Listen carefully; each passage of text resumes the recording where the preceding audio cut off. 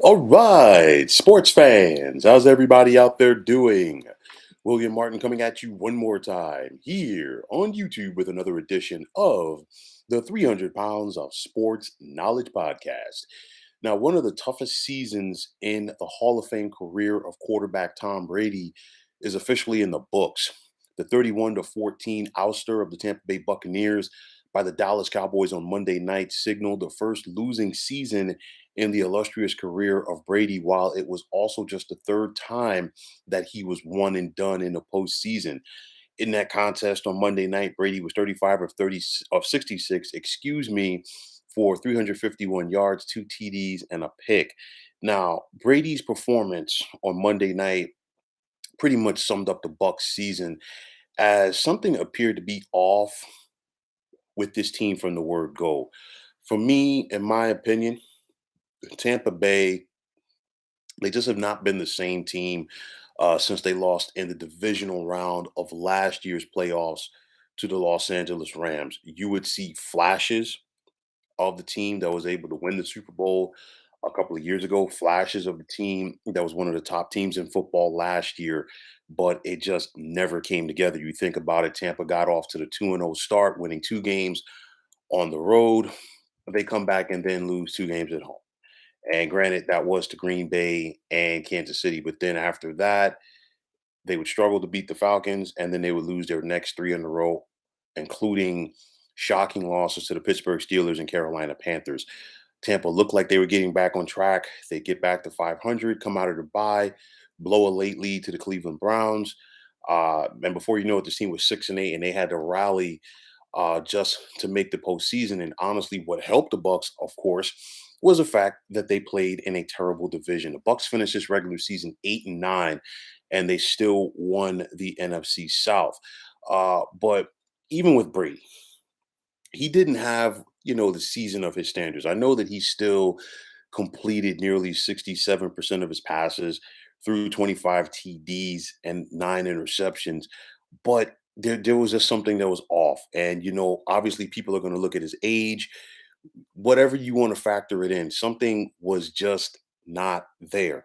And Brady's going to be 46 years of age this August, and even though theoretically he does not have anything left to prove in the NFL, will he want to come back in 2023 with the Bucks or any other NFL team?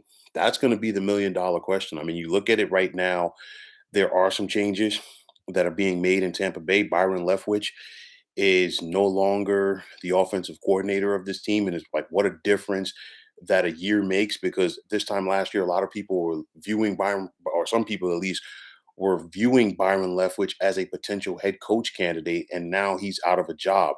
Now, this Bucks offense struggled. Most importantly, they struggled to score points per game. And I know some people will want to look at the Bucks running game or lack thereof this year, but the Bucks have struggled to run the football, even going back to the days when Dirk Cutter was still the head coach down there. It's one of those scenarios heading into this offseason.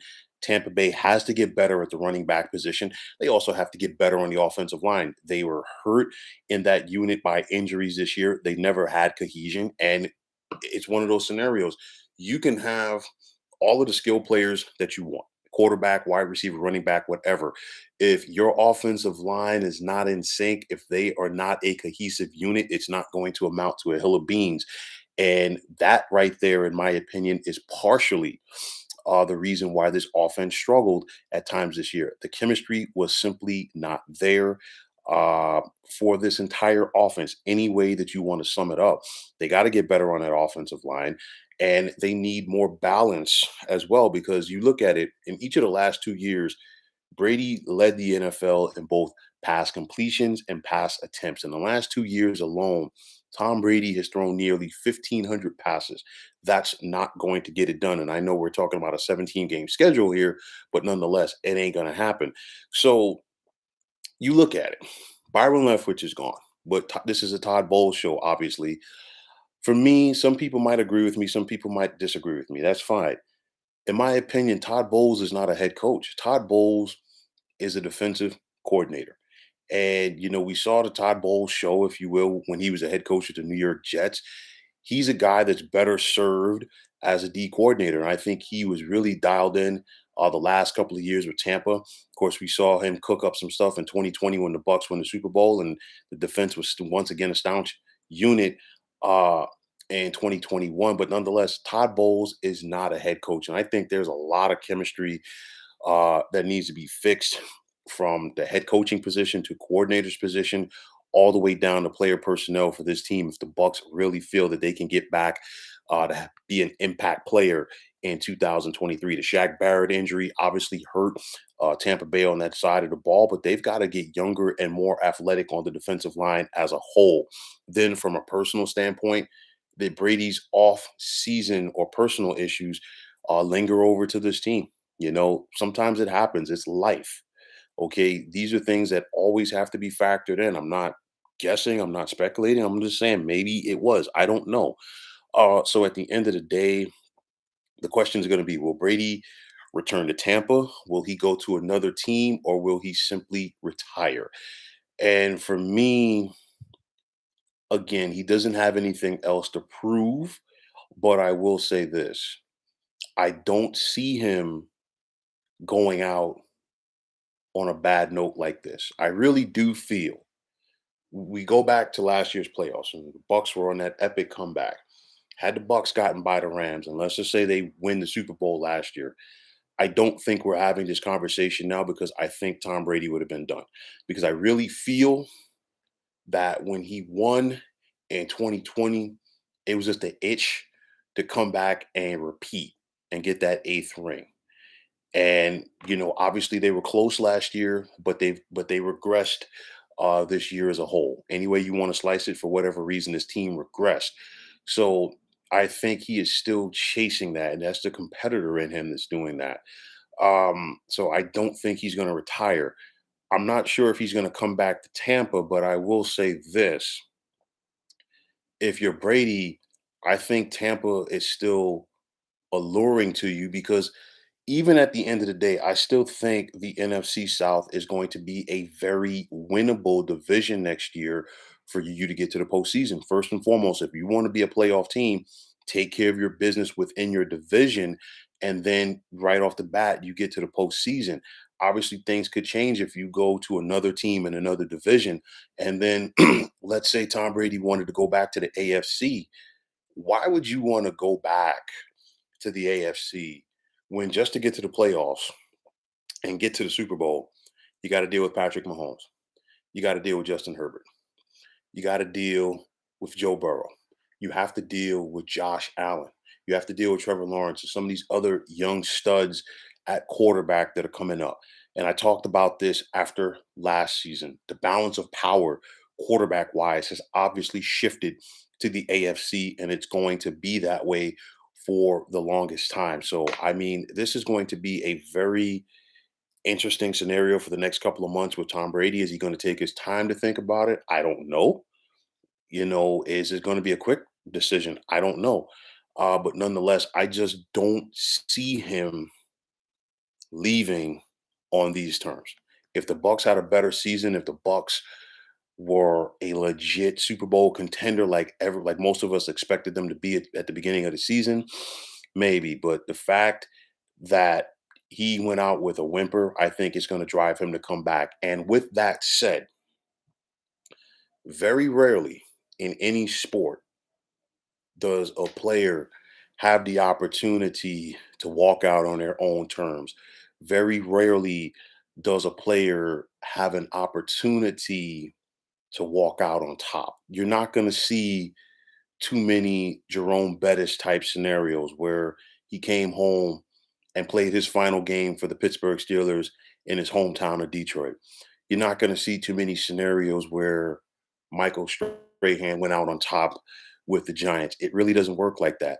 I go back a couple of years ago in baseball. David Ortiz was a rallying cry, if you will, for the Boston Red Sox. They looked like they could do damage in the playoffs, and they were swept by the Cleveland Guardians. You think about Lawrence Taylor many years ago for the New York Giants trying to go out on top, already a two-time Super Bowl champion. He was blown out by the San Francisco 49ers. It happened with Walter Payton. So many other great players from so many different sports. It's very difficult to do it. I think Brady is going to continue to chase that quote unquote Hollywood ending. Will it happen for him? I'm not sure, but nonetheless, these next couple of months are going to be very interesting for both Tom Brady, the Tampa Bay Bucks, and the rest of the NFL because it's going to be interesting to see where number 12 suits up for next season. But again, in my opinion, the NFC is probably the better scenario for you. TFX, you're saying he should hang him up. He's had his chance to go out on top 2 years ago.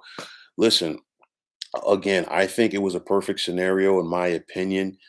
Um, when he got down there 2 years ago and the Bucks won it all. But I really feel what drove him then was the fact that you know what he felt like that Bucks team was still young and they had the potential to run it back, and they were close last year.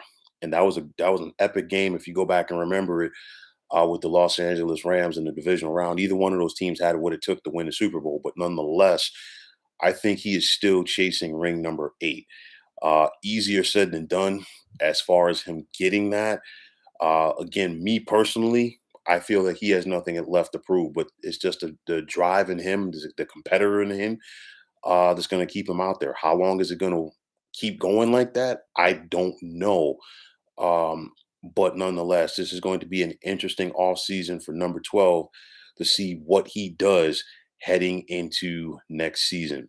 So, folks, that is going to wrap it up. And as always, I want to take this time out to thank you for tuning into the 300 Pounds of Sports Knowledge podcast. I want to take this time out to thank all of you fine folks out there for tuning in. And if you haven't already, please feel free to subscribe to this channel. Now, if you're on Twitter, please feel free to follow me at 300 Pounds of Sports. And like I always say, if you follow me, it'll be my pleasure to follow you right back. There's also the sports discussion group on Facebook at the Sports Depot 365. Now, you can check it out.